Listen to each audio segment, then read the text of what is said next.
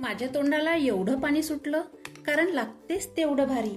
जेवणात कैरी अशी खाल्ल्यापेक्षा असं करून खाल्लं ना तर मज्जाच वेगळी येते बघा.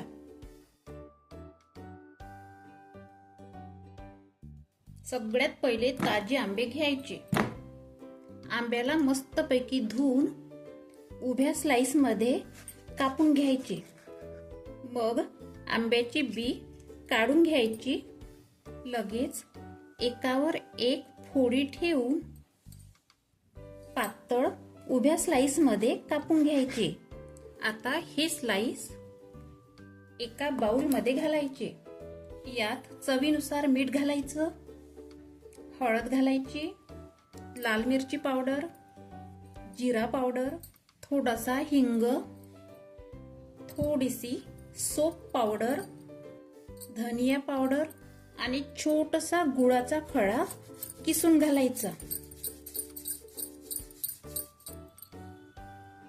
गुळाने एवढी जबरदस्त टेस्ट येते.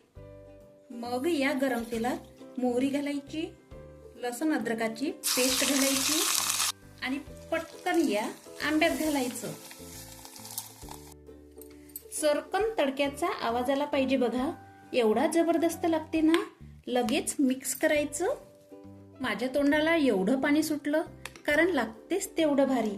जेवणात कैरी अशी खाल्ल्यापेक्षा असं करून खाल्लं ना तर मज्जाच वेगळी येते बघा.